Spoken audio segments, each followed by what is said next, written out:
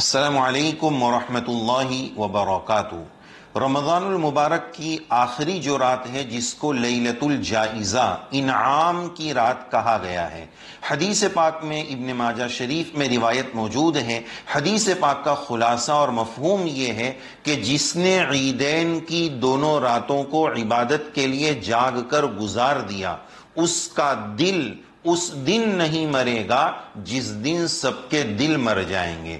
تو یہ جو رات ہے جس کو ہم اس رات کو چاند رات کہتے ہیں، عید الفطر والی چاند رات، یہ بڑی مبارک رات ہے۔ حدیث پاک میں تو دونوں عید کا تذکرہ ہے، لیکن اسپیشل اس رات کو لیلۃ الجائزہ، پرائز اور انعام کی رات کہا گیا ہے۔ حضرت شیخ رحمت اللہ علیہ نے فضائل اعمال میں لکھا ہے، ہم نے سنا بھی ہوگا یہ جملہ، کہ اس رات کو عوام تو عوام، خواص بھی رمضان بھر کے تھکے ہارے اس رات میں میٹھی نیند سوتے ہیں۔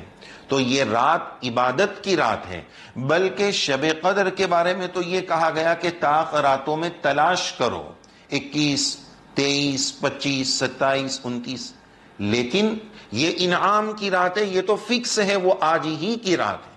تو پھر کیا وجہ ہے کہ ہم سو جائیں یا اس رات کو شاپنگ میں، کھانے پینے میں، راندیر کے بازار میں، یا ٹیلر کے پاس، یا چشمے والے کے پاس، یا گھڑی والے کے پاس، اس طرح شاپنگ میں ہم اتنی بڑی اہم رات کو گزار دیتے ہیں، ضائع کر دیتے ہیں؟ یہ بہت غلط بات ہے۔ یہ دانش مندی اور عقل مندی نہیں ہے کہ ایک مزدور مہینہ بھر مزدوری کرے اور جب اجرت لینے کا وقت آ جائے تو وہ بھاگ جائے۔ یہ کہاں کی عقل مندی ہے؟ اور اس رب کا کرم تو دیکھیے کہ اس رات کو لیلۃ الاجرہ نہیں کہا۔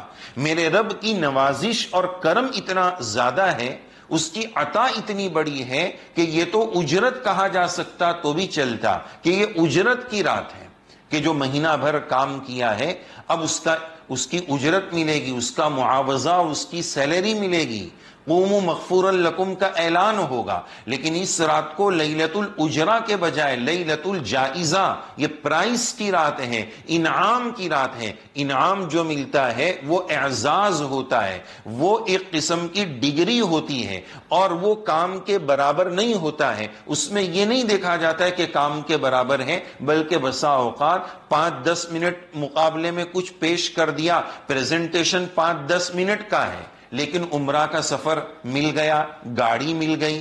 تو اس طرح کے نوازشات اور انعامات ہوتے ہیں۔ بہرحال اللہ تعالیٰ نے اس رات کو انعام کی رات کہا ہے۔ پیغام یہی ہے کہ اس رات کو ہم ہرگز ضائع نہ کریں، برباد نہ کریں، عبادتوں میں گزارنے اور دعاؤں میں گزارنے کا اہتمام کریں، اپنے لیے، ہمارے ملک کے لیے، فلسطین کے حالات کے لیے، ساری امت اور انسانیت کے لیے، ہمارے ملک میں آنے والے الیکشن کے اچھے ریزلٹ اور نتائج کے لیے خصوصی دعاؤں کا اہتمام فرمائیں۔ اللہ تعالیٰ توفیق عمل سے نوازے، آمین یا رب العالمین۔